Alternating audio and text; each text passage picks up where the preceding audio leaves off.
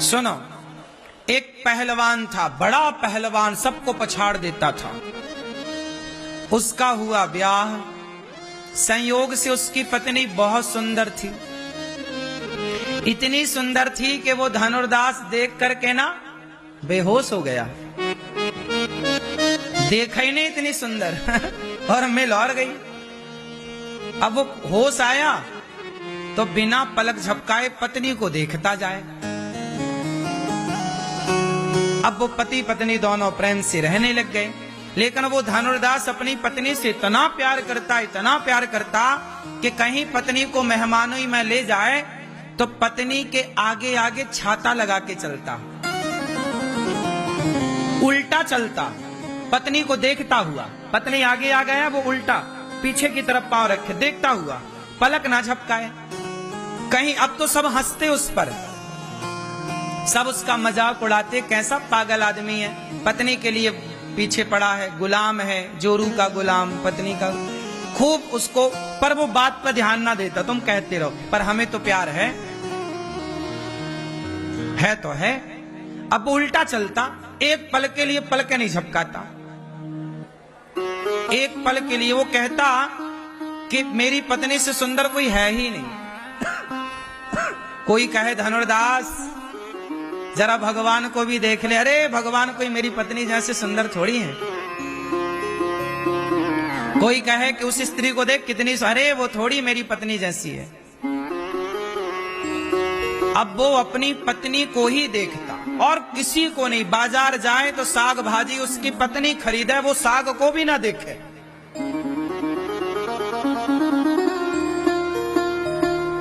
भोजन बनाए पत्नी तो चूल्हे के आगे उसने व्यवस्था कर रखी थी बैठने की।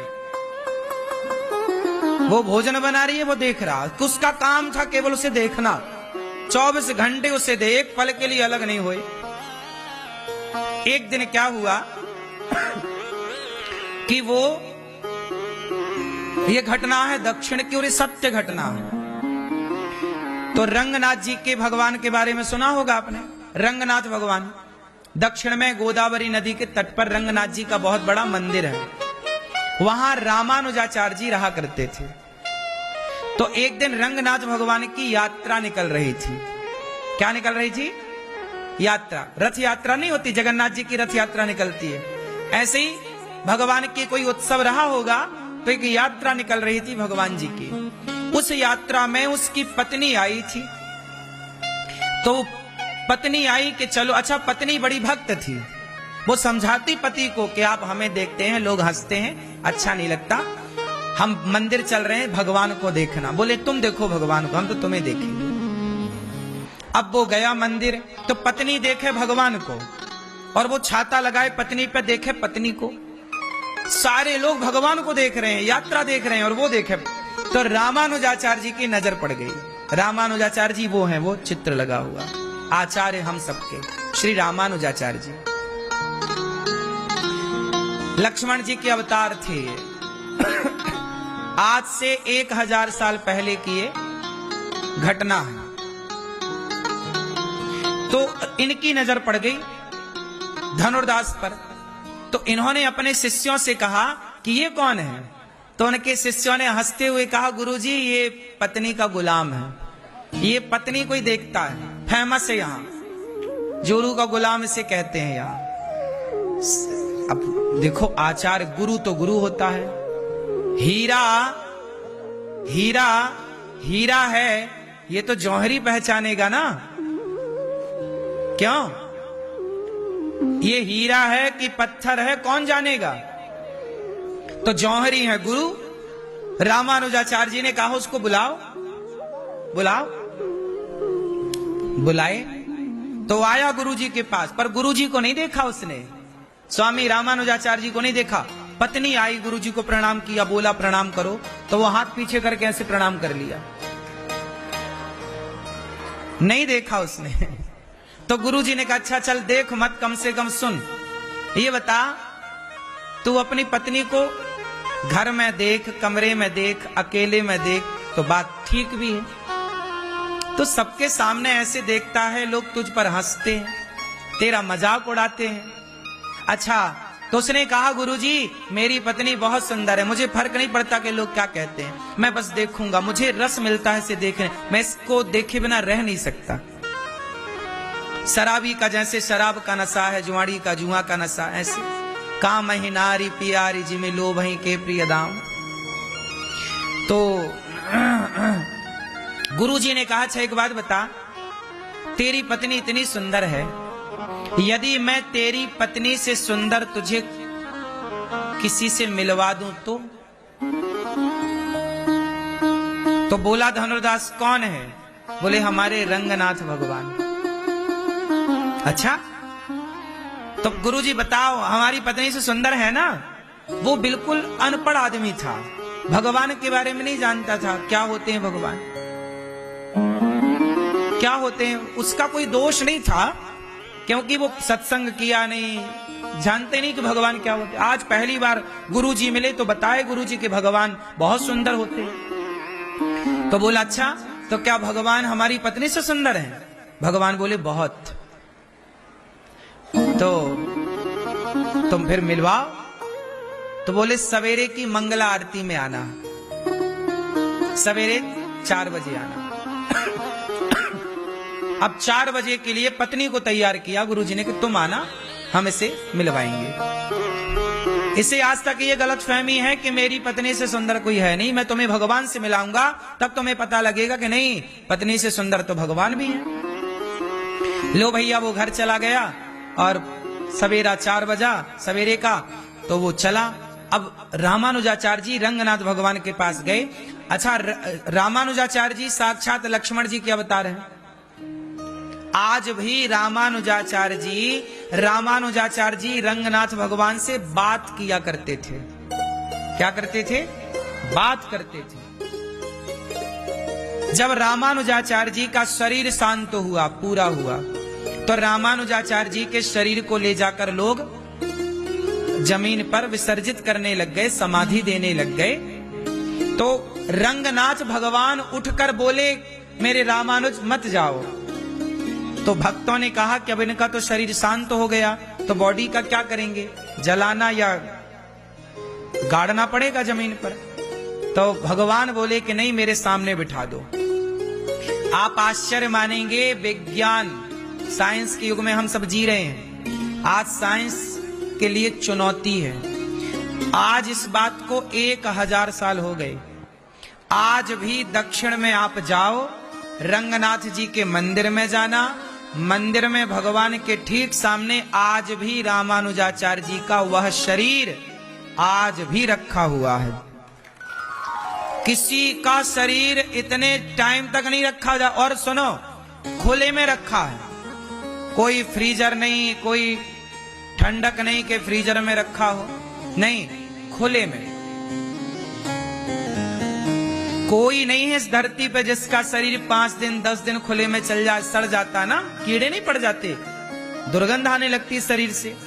लेकिन आज भी हमारे आचार्य हम सब पर कृपा बरसाने के लिए आज भी वो शरीर के साथ विराजे हैं, श्री रामानुजाचार्य जी। कहां पर है ये? दक्षिण में। किस मंदिर में? रंगम, श्री रंगम, रंगनाथ जी। बोलिए रंगनाथ भगवान की। इस धरती की सबसे पहली प्रतिमा रंगनाथ जी हैं। पता है आपको? ये कथा मैंने कई बार सुनाई है, पर अभी विषय दूसरा है, तो मैं आपको सुनाऊं कि रामानुजाचार्य जी आए भगवान के पास और भगवान से बोले सुनो प्रभु, वो धनुर्दास आएगा 4 बजे, थोड़ा सज धज के दिख लेना, है काला ऐसी न रहना जैसे हो, भगवान का विग्रह तो काला है ना। बोले यदि ऐसे ही दिखोगे तो वो कहेगा लो ये तुम्हारे भगवान है, काला। हे प्रभु थोड़ा उसके लिए अच्छे बन जाना। अब रामानुजाचार्य जी ने भगवान से प्रार्थना, देखो गुरु का काम क्या है? गुरु का काम है कि आप शिष्य को उठाकर भगवान के चरणों तक पहुंचा देना। वो धनुर्दास पत्नी का गुलाम था। पत्नी सवेरे 4 बजे आई, मंगल आरती का टाइम हुआ, भगवान से प्रार्थना रामानुजाचार्य जी ने कर ली थी कि प्रभु थोड़ा सज धज के आना। अब जैसे ही पट खुला, पट मतलब पर्दा खुला, और भगवान का जब प्रथम दर्शन भगवान अकेले में ले जाकर रामानुजाचार्य जी ने धनुर्दास को पकड़ा कि तुम आओ यहां। पत्नी यहीं खड़ी है, पत्नी भी खड़ी थी, दोनों खड़े। बोले एक बार अब पत्नी को ना देखकर सामने देखो। और ज्यों धनुर्दास ने देखा तो रामानुजाचार्य जी के कहने से भगवान प्रकट हुए और भगवान श्रीमन नारायण जरा जो मुस्कुराए, भगवान को देख करके तो वो लिपट गया चरणों से भगवान के। जिसकी रचना इतनी सुंदर, वो कितना, जिसने तेरी पत्नी इतनी सुंदर बनाई धनुर्दास, जिसने तेरी पत्नी इतनी सुंदर बनाई, वो बनाने वाला विधाता देखा तो नजर नहीं हटी, लौट गया प्रभु अब हमें ना छोड़ो। तब रामानुजाचार्य जी के भगवान को प्रणाम किया, गुरु जी को गुरु जी आपने मेरी आंखें खोल दी। ये कौन है? बेटा ये भगवान है। तब फिर भगवान के बारे में सब बताई, दर्शन पहले कराया, कथा बाद में सुनाई। फिर प्रीति जागी, फिर दोनों पति पत्नी को रामानुजाचार्य जी ने वहीं रखा मंदिर में। और बाद में जब दोनों रहने लग गए तो रामानुजाचार्य जी के जो शिष्य थे वो साधु विरक्त थे और ये दोनों ठहरे गृहस्थ। तो गृहस्थ और विरक्त, तो विरक्त साधु बोले कि गुरुजी ये हमारे बीच में ये गृहस्थ काहे रखा, ये धनुर्दास ठीक नहीं है, अब दर्शन वर्शन कर लिया, जाओ घर। रामानुजाचार्य जी बोले नहीं, ये यहीं रहेगा। तब कहा कि तो गृहस्थ है, हम विरक्त हैं। तब रामानुजाचार्य जी बोले हम कल बात करेंगे। अब धनुर्दास के भीतर इतना प्रेम जागा। देखो, जो पत्नी से प्रेम करता होगा वही तो परमात्मा से भी प्रेम कर पाएगा। जो पत्नी से प्रेम ना कर सका, जो मां से प्रेम ना कर सका, जब आपने किसी से प्रेम किया ही नहीं तो प्रेम होगा कहां आपके भीतर। जब प्रेम किसी से करोगे तब ना प्रेम की धारा फूटेगी। और वो प्रेम आज पत्नी से है तो कल परमात्मा से होने की संभावना है। आज पत्नी से ही नहीं है, पति से ही नहीं है, माँ बाप से ही प्रेम नहीं है तो तुम खाक भगवान से प्रेम करोगे। हम तुम्हें भगवान तक पहुंचने का रास्ता ही तो बता सकते हैं। प्रेम तो तुम्हें ही करना पड़ेगा। और प्रेम कहने से नहीं होता, प्रेम तो है, बस उसकी धारा मोड़नी पड़ती। कि अभी पत्नी की तरफ प्रेम का फ्लो था, अब जरा मोड़ दिया तो वही प्रेम भगवान से हो गया। बोलो हाँ हाँ। तो धनुर्दास गृहस्थ में थे। गुरु जी ने रात, अच्छा धनुर्दास ना बड़ा आदमी था, युद्ध युद्ध लड़के, वो मल्ल था ना, पैसे वैसे थे उसके। मैया देखो लाल मैया कैसे सो रही है, सो लो मेरी माँ। अरे ये आगे लाल। सुनो, रामानुजाचार्य जी ने रात के 12 बजे एक प्रोफेशनल चोर को बुलाया। चोर को बुलाया और चोर को बुला, चोर मतलब वो चोर भी ना, पहले चोर था, अब वो भी बदलकर भक्त हो चुका था, पर था रामानुजाचार्य जी की मंडली में। पहले चोर, जैसे ये पत्नी का गुलाम था अब हो गया भक्त, ऐसे ही पहले चोर था, वो हो गया था सब छोड़ छाड़ के, तो उसको चोरी करने का आइडिया था। तो आज गुरुजी ने बोला तुम यहां आओ, आज तुम्हें चोरी करनी। अरे गुरुजी हम तो छोड़ चुके हैं। नहीं नहीं, हमारे कहने से जाओ। धनुर्दास सो रहा होगा, उसकी पत्नी बगल में सो रही होगी, तुम उसकी पत्नी के गहने चुरा के ले आओ। देखो गुरु किस तरह परीक्षा लेते थे उस जमाने के, किस तरह की शिक्षाएं हुआ करती थी उस जमाने की। जरा ध्यान से सुनना इस प्राचीन इतिहास को। पति पत्नी, धनुर्दास सोया था अपनी पत्नी के पास। वो गहने, वो बड़ी सुंदर भी थी और गहने वहने भी थे, बड़ी आदमी थी, बड़े पैसे वाले। तो वो अब थे तो वहीं पर गहने तो थे ही ना। तो चोर गया और धनुर्दास तो सो ही रहा था गहरी नींद में, पत्नी सो नहीं रही थी। लेकिन जब चोर आया तो धनुर्दास की पत्नी पहचान गई कि ये तो गुरुजी के साथ रहने वाला है। समझ गई धनुर्दास की पत्नी कि हो सकता है मंदिर में कुछ पैसे की कमी होगी, भोग आरती की कोई कमी होगी, भगवान के भोग आरती में कोई कमी होगी, तो शायद धन कम होगा इसलिए ये आए हैं। तो ये तो मेरा सौभाग्य कि मेरा पैसा आज मंदिर में लगेगा। तो पत्नी जाग रही थी पर उसने सोने का नाटक किया। चोर आया और उसने कान के झुमके खोल लिए, गले का हार उतार लिया। तो जब एक तरफ का झुमका उतार लिया और कुछ हार वार उतार लिए तो धनुर्दास की पत्नी को लगा कि मैं करवट लूंगी तो इस तरफ का भी ये झुमका उतार लेगा, क्योंकि मैं जाग जाऊंगी तो ये भाग जाएगा। तो उसने करवट ली और जब करवट ली तो चोर को लगा कि जाग गई तो वो भाग गया। जब भागा तो ये तो रात की घटना थी। चोर आ गया, गुरुजी को दिया कि गुरुजी ये झुमका लाया हूं, ये हार लाया हूं। गुरुजी ने कहा रखो। सवेरे क्या हुआ कि जो साधु थे ना उनकी लंगोटी चुरवा ली। गुरुजी ने कहा कि सब साधुओं की लंगोटी चुरा लो। चोर से कहा सबकी लंगोटी चुराओ और इनकी टॉवेल चुरा लो। साधु के पास क्या है, लंगोटी के सिवा। अब जब सवेरे साधु जागे तो वो सारे वो विरक्त त्यागी जो संत थे सब लड़ने लगे, हमारी लंगोटी तूने चुरा ली। वो लंगोटी के लिए लड़ाई, मैंने मेरी लंगोटी चुराई, मेरी टॉवेल चुराई। तब तक सवेरा हुआ तो धनुर्दास की पत्नी अपने सारे जेवर, सारा सोना, सारी चांदी, सारा पैसा थाल में रखा और लाकर गुरुजी के चरणों में रख दिया। गुरुजी, कल यहां से एक सेवक आया था तो ये तो मेरा सौभाग्य है कि मेरा पैसा इस मंदिर में सेवा में, भगवान जी की सेवा में लगे। भगवान से बड़ी संपत्ति क्या होगी। जिसका मन भगवान में लग जाए साहब, जो प्रभु को सर्वस्व मान ले, तो पायो जी मैंने राम रतन धन पायो।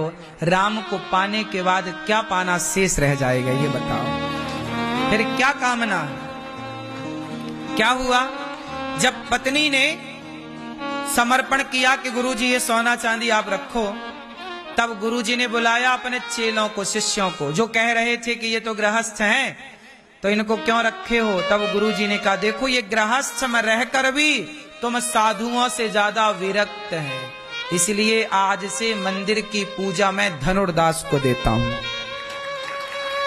तब रामानुजाचार्य जी ने मंदिर का पुजारी किसे बनाया, धनुर्दास। देखो कि तुम विरक्त होकर भी तुम अपना मन लंगोटी से ना हटा पाए और ये गृहस्थ होकर भी अपने मन को सोना चांदी से हटाकर भगवान में मन लगा चुके हैं। ये योग्य है। जरूरी नहीं है कि आप साधु संत ही बने ना, सबसे श्रेष्ठ आश्रम है गृहस्थ आश्रम। सबसे श्रेष्ठ आश्रम कौन है, गृहस्थ।